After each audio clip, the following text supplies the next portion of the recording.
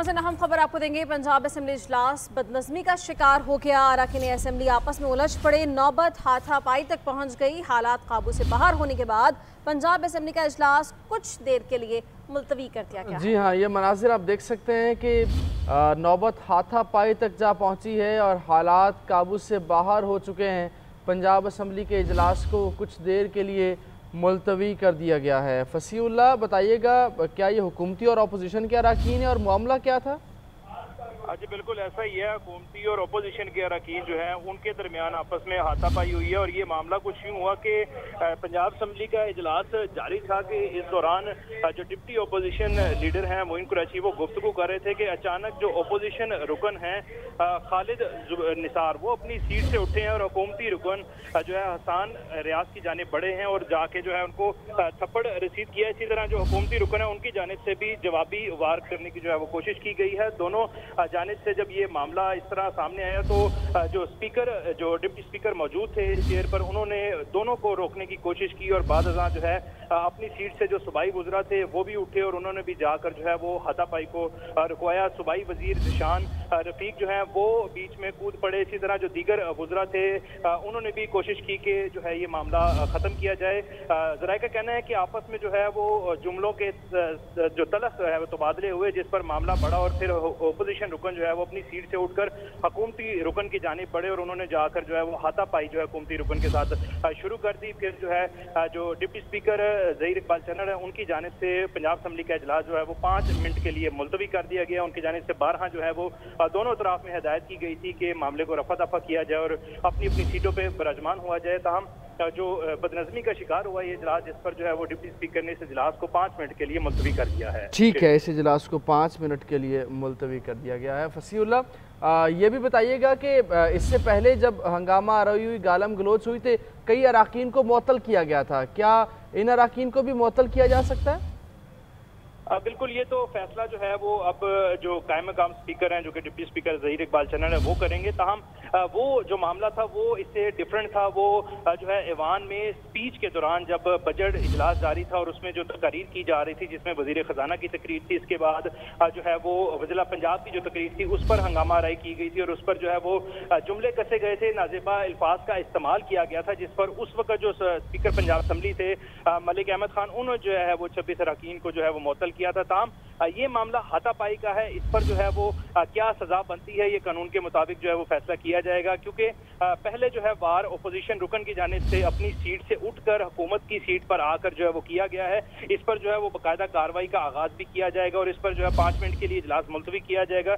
जो कर दिया गया है उसमें यही जो है वो इंक्वायरी की जाएगी, फुटेज को देखा जाएगा, फुटेज के बाद जो है कसूरवार का तयन कर उसको कानून के मुताबिक जो है उसकी सजा अनाउंस की जाएगी। मुअत्तली भी इसमें हो सकती है और दीगर सजा का तयन भी किया जा सकता है। मुअत्तली के अलावा फसी बताइएगा क्या सजा दी जा सकती है? असेंबली का डेकोरम खराब करने पे, किसी पे असेंबली फ्लोर में हाथ उठाने पर क्या सजा बताई गई है कानून में?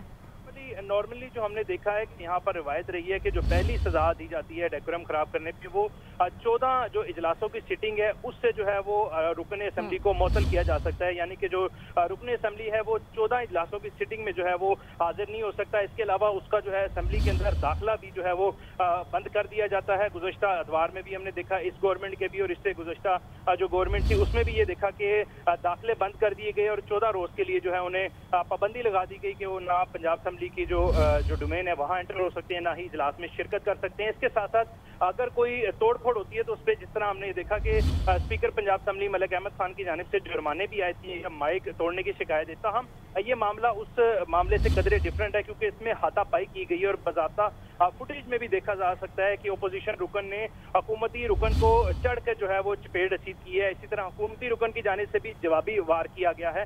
ताहम इसमें क्या सजाएं हैं, जहाँ 14 दिन के लिए उसकी जो है मुअत्तल किया जाता है सिटिंग के लिए और इसके अलावा जो कानून के मुताबिक सजा है वो जो है डिप्टी स्पीकर अनाउंसमेंट करेंगे थोड़ी देर में। ठीक है, फसीउल्लाह बताइएगा कि हुकूमती अरकान की जानिब से क्या इस वक्त रद्द-ए-अमल दिया जा रहा है?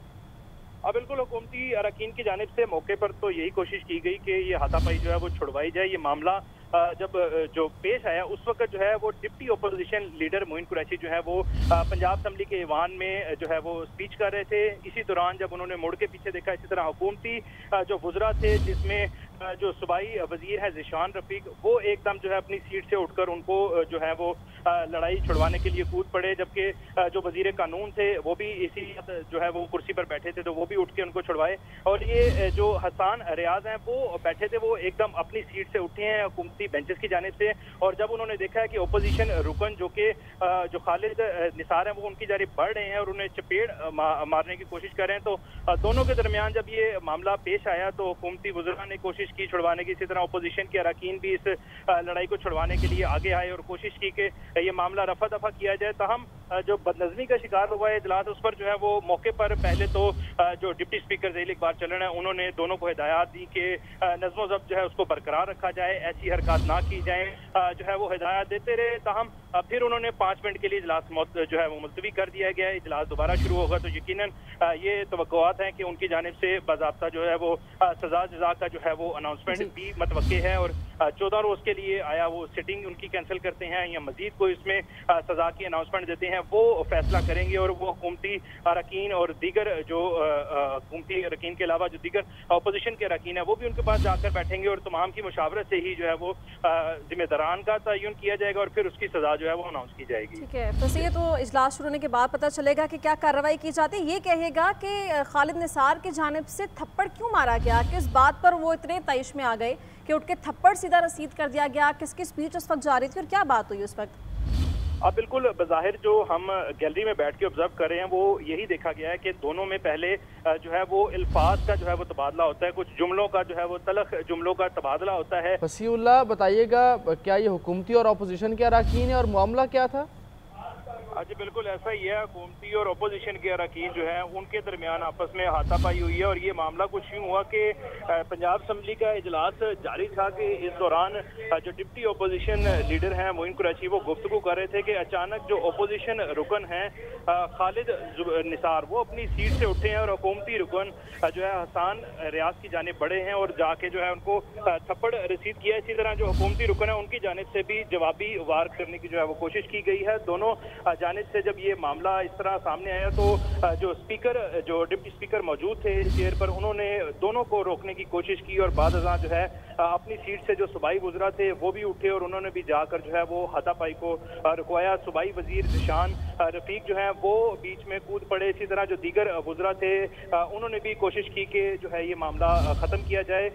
ज़राए का कहना है कि आपस में जो है वो जुमलों के जो तलख है वो तबादले हुए जिस पर मामला बढ़ा और फिर अपोजिशन रुकन जो है वो अपनी सीट से उठकर हुकूमती रुकन की जानिब बढ़े और उन्होंने जाकर जो है वो हाथापाई जो है हुकूमती रुकन के साथ शुरू कर दी। फिर जो है जो डिप्टी स्पीकर ज़हीर इकबाल चलन है उनकी जानिब से पंजाब असम्बली का इजलास जो है वो 5 मिनट के लिए मुलतवी कर दिया गया। उनकी जानिब से 12 जो है वो दोनों तरफ में हिदायत की गई थी कि मामले को रफा दफा किया जाए और अपनी अपनी सीटों पर बराजमान हुआ जाए। ताहम जो बदनज़मी का शिकार हुआ ये इजलास, जिस पर जो है वो डिप्टी स्पीकर ने इस इजलास को 5 मिनट के लिए मुलतवी कर दिया।